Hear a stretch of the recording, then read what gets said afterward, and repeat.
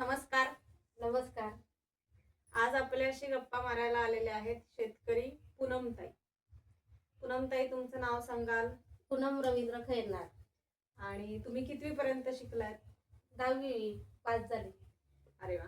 आणि तुम्ही तुमचं माहेर प्रतापपूर आहे. हे कुठे आलं? एक साक्री तालुका आहे इकडे. साक्री तालुक्यामध्ये. तुम्ही कसे काय शेती करायला लागलात ते जरा सांगता का मला? आमचं घरचं शेतात जायची मी. किती एकर आहे तुमचं घरचं? आमचं किती एखादा बिघा असेल, 1-2 बिघा.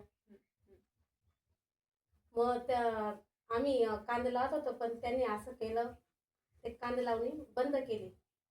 मग नंतर मग आम्ही दुसऱ्याच्या शेतात जायला सुरुवात केली.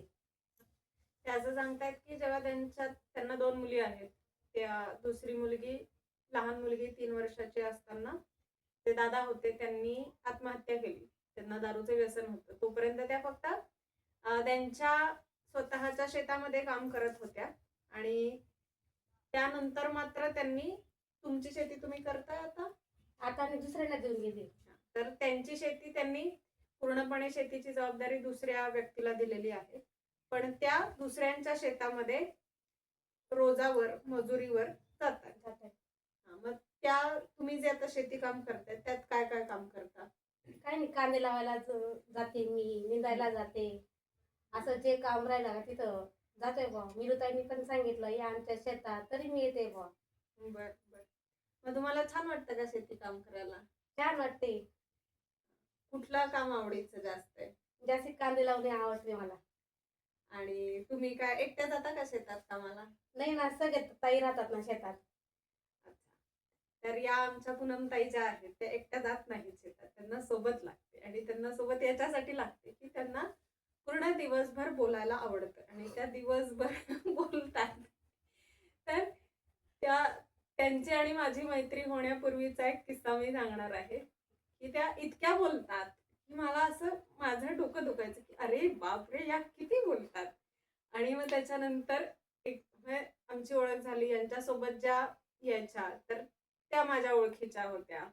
मग एकदा असं ठरलं की मी त्यांच्या शेतात कामाला जाणार. दुसऱ्याच्या शेतात कामाला जायची माझी पहिलीच वेळ होती. आणि मग मी त्यांना म्हटलं तुम्ही मौन पाळलं पाहिजे 4 तास. त्या मला म्हणाल्या की तू आली तर मी मौन पाळेल. मग तर तुम्ही सांगा आपली मैत्री कशी सुरू झाली ते सांगा. विनुताईच्या शेतात आली. विनुताई म्हणायचे तर तुम्ही बोन पाहणार का? तर मी पाहणार विनुताई. किती 9 ते 12 पर्यंत पाहणार आहे. तर विनुताईंनी मला गोड गोड केलं होतं, तर पेढा दिला होता बघ. मी दुसऱ्यांच्या शेतात गेले होते. यांच्या ज्या मैत्रीण आहेत त्यांच्या शेतामध्ये मी गेले होते. त्यांना खात्री नव्हती की मी रोजावर कामाला येईन आणि मला खात्री नव्हती की त्या मौन पाळतील. तर असं आम्ही दोघींनी एकमेकांना अशक्य वाटणाऱ्या गोष्टी केल्या. त्यांच्या इतकं काम नाही केलं, पण 80% काम दिवसभर पूर्ण वेळ त्या जितका वेळ काम करत होत्या तेवढा वेळ मी काम करू शकले. आणि त्यांनीही सकाळचं दुपारी डबा खाण्यापूर्वी पूर्ण वेळ त्यांनी मौन पाळलं. तर असं एक आव्हान दिलं होतं आणि त्यांनी ते पूर्ण केलं आणि त्यांना ते जमलं. या आश्चर्यात किंवा या आनंदात माझी आणि त्यांची मैत्री सुरू झाली. आता त्या काय कितीही बडबड करू देत, मला काही त्रास होत नाही. आमची फ्रेंड होते ना आता. आता आम्ही मैत्रिणी झालेलो आहोत. तर हे झालं आमचं वैयक्तिक ज्या गोष्टी किंवा आमचा संवाद कसा वाढत गेला त्याविषयी. त्यांच्या शेतीचे अनुभव काय आहेत ते विचारूयात. तुमची जी घरची शेती आहे त्याच्यातून तुम्हाला काय मिळतं? आमची घरची शेती म्हणजे दुसऱ्यांना दिली ना. मग ते तुम्हाला पैसे देतात? ते पैसे देतात आम्हाला. मग पैसे त्यांनी मला दिले का मी दुसऱ्याच्या शेतात जाते. मग रोजंदारीवर जाते बघ मी. अच्छा. तुम्ही किती वर्षापासून असं करायला लागले आहात? तरी 9-10 वर्ष झाले असतील. मग त्यांनी असं केलं ना, त्या दिवसापासून मग ते थोडीशी घरात राहिली. मग नंतर मी जायला सुरुवात केली. मग बाहेर पडल्यापासून तुम्ही काय काय शिकलात असं काही सांगता येईल का तुम्हाला? काही नाही, निंदायचं शिकली ना, दुसरं काही शिकली नाही ना. आणि तुमची घरची परिस्थिती म्हणजे तुम्हाला घरात आत्ता निर्णय घेणारी व्यक्ती नाहीयेत किंवा तुमचे पती नाहीयेत, तर मग काही अडचणी येतात का शेती करताना किंवा गावामध्ये राहताना, असं काही होतं का? नाही, अडचणी काही येत नाही. का लोक तुम्हाला जास्त मदत करतात, तुमची काळजी करतात, असा काही अनुभव आहे? लोक मदत करतात बा, खूप बिचारी काम करते बा, लोकांचं शेतात जाते बा, हम्म. असं त्यांना माझी माया येते बा त्यांना. आणि तुमच्या मुली एक कुठे शिकतात, काय एक प्रतापपूरला आहे. जशी ती लहान होती ना तशी माझे वडील घेऊन गेले बा, तुमच्या माहेरी? माहेरी प्रतापपूरला घेऊन गेले. मग ती आता 10वीला आहे. आणि दुसरी मुलगी? दुसरी मुलगी 3च वर्षात होती, त्यांनी असं केलं बा.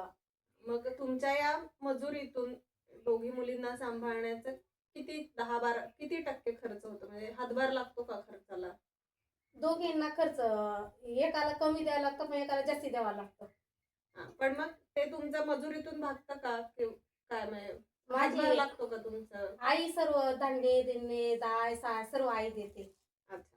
मग माझ्या रोजंदार थोडंसं पोरींना पण मला पण कुठं गेला ना तिथं पण जावं लागतं, सर्व मिस करते. वर खर्च मग तुमचा हा मजुरीतून निघतो. मजुरीला जाते. बचत काही होते का या सगळ्याच्यातून? होते ना बचत. बचत तुम्ही होते. तशी करते मी बचत. मग आता आपण असं म्हणू शकतो का की जेव्हापासून तुम्ही शेतात मजुरी करायला लागलात तेव्हापासून तुम्हाला आर्थिक म्हणजे तुम्हाला पैसे येणं सुरू झालेलं आहे आणि ते पैसे तुम्हाला घरातल्या याच्यासाठी वापरता येतात. तुमच्या आवडी निवडी मला विचारायला आवडतील. आता तुमच्या आवडीचा रंग सांगा. मला खूप लाल कलर आवडतोय. आणि कुठला आवडत नाही? लालच आवडतो पण बाकी दुसरे कलर कधी दुसरे आवडत नाही? नाही. अरे अरे बर. आणि आकाशाच्या निळ्याने काय केलंय मग? हा? आकाशाचा निळा रंग पण नाही आवडत? आवडतो पण मला लाल कलर जास्त मग आवडतो. तुमचं असं म्हणणं आहे की आकाश पण लालच पाहिजे? नाही तो पण तसाच पाहिजे. बरं ठीक आहे. तुम्ही 10वी पर्यंत शिकलात, 10वी पास झालेला आहात, पुढे का नाही शिकलात? मग माझं लग्न करून दिलं काकांनी. अच्छा. आणि मग तुमच्या शाळेत कुठला विषय आवडायचा तुम्हाला? अभ्यास करायला आवडायचा का? हो आवडायचं ना. मग कुठला विषय आवडायचा? मराठी आवडायचं ना. आणि कुठला नाही आवडायचा? इंग्लिश? इंग्लिश मध्ये कच्ची होती ना, एवढी पक्की नव्हती मी. पण मग आवडत कुठला नव्हता? आवडत इंग्लिश एवढं आवडत होता. गणित आवडायचं? तो कच्चा होता ना. ते कच्चा जाऊ द्या, पण हा, आवडायचं? आवडायचं. आवडायचं, गणित आवडायचं. खायचे पदार्थ तुम्हाला खूप आवडतात असं मी ऐकलंय. कुठले कुठले पदार्थ आवडतात सांगा बरं? मला भेंडी आवडते, हा. पुरणपोळी आवडते. हा. अजून? शेपू पालक पण आवडते मला. अरे वा, छान. हे तर भाज्या झाल्या. आणखीन वेगळे काय, सोया चिली वगैरे असे काही पदार्थ? सोयाबीन चिली मंचुरियन पण आवडते मला. गावामध्ये राहून महिलांसोबत कुठे बाहेर फिरायला म्हणण्यापेक्षा बाहेर कुठेतरी कथा ऐकायला गेलोय किंवा काही सहल ते हे पंढरपूर वगैरे गाड्या करून जातात, तसं तुम्ही कुठे गेलायत का? मग ताईंच्या बरोबर गेलो ऋषी मला. अच्छा. कुठल्या गावाला गेले? मी पकडायची नाही पण ऋषी पण मी बघायला गेली बा. मी त्या सांगायच्या चला बा बघायला. कुठल्या गावाला गेले? ओंकारेश्वरला गेले. उज्जैन शिरूर गेली होती. सिहोरला गेले. ऋषी पंचमीचा जो उपवास असतो तर त्या उपवासाच्या निमित्ताने वेगवेगळ्या सणांच्या निमित्ताने गावातल्या महिला वेगवेगळ्या ठिकाणी जातात. तर या बाकीच्या ज्या जातात जो त्या उपवास करू शकतात तर त्याही त्यांना घेऊन जातात. मला हे मुद्दाम सांगावंसं वाटलं कारण का खूप शिकलेल्या महिला आहेत किंवा असा काही विचार करतात, लढा देणाऱ्या वगैरे असं काही नसतं, पण तरीही आपल्यासोबत एक विधवा आहे, आपल्या शेजारी राहते, ती वयाने लहान आहे, तर तिलाही या सगळ्या गोष्टींचा आणि जगाच्या अनुभव मिळाला पाहिजे असं त्यांना आतून वाटतं, आपोआप वाटतं. पालक म्हणून मुलीप्रमाणे ते तिची काळजी पण घेतात. कुठे चुकलं तर रागवताही. तर बाहेर जाणं म्हणजे ऋषी पंचमी हा खरा तर सवाष्णीचा सण आहे, तरीही तिला ते घेऊन जाणं हे असं पुरोगामी विचार करणं हे ग्रामीण आमच्या गावातल्या नांदऱ्यातल्या सगळ्याच महिलांचं वैशिष्ट्य आहे. आणि स्वतंत्र विचार करण्याची त्यांची काय म्हणतात ते स्वभावात आहे. मीही जी शेती करते आहे त्याचंही कौतुक आहे आणि मी स्वतंत्र निर्णय घेते याचाही त्यांना पाठिंबा देतात. तर हे त्यांच्या स्वतंत्र विचार करण्यातून आलेलं आहे असं मला नक्की सांगावं असं वाटेल, सांगायला आवडेल. तर ही त्यांच्या शेतीचा प्रवास हा एका अपघातामुळे सुरू झाला. म्हणजे त्या शेती करत होत्या ते सगळं खरं आहे, पण मजुरीतून अर्थार्जन, घराची जबाबदारी घेऊन असं त्याला शेतीने आधार दिलेला आहे. अशा या पूनमताई छान नकला करतात हे मला माहिती आहे. तर मी त्यांना म्हणणार आहे की माझी एक नक्कल करून दाखवा. किंवा आणखीन कुणाची आप्पांची म्हणजे माझ्या काकांची, ते त्यांचे सासरे लागतात तर तुम्हाला त्यांची नक्कल करायची. आमच्या दोघांपैकी कोणाची तरी एकाची नक्कल करून दाखवा. नाही, कोणाचीच करणार नाही. बरं ठीक आहे, काय हरकत नाही. पण ते तुम्हाला सासरे आहेत, ते नणंद आहेत. असू द्या. बरं. तुम्हाला काही कविता किंवा गाणं असं काही म्हणायचंय? नाही, मी म्हणत आहे. बरं ठीक आहे.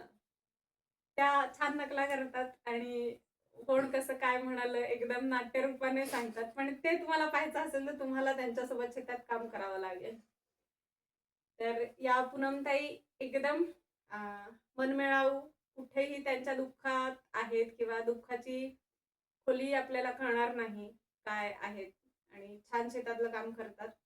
त्या कमी बोलतायत आता कॅमेरा समोर असल्यामुळे मीच जास्त बोलते आहे. पण मी त्यांच्या मागे लागते की तुम्ही ताक कापायला या, घर पोतायला या. ही कामं त्यांनी केलेली नाहीयेत आणि आत्ता असं ही कामं करायला कोणी नवीन करणारे तयार होत नाही, पण त्या तयार होतात की तुम्ही सांगताय तर आम्ही येतो, तुमचं काम व्हायला पाहिजे.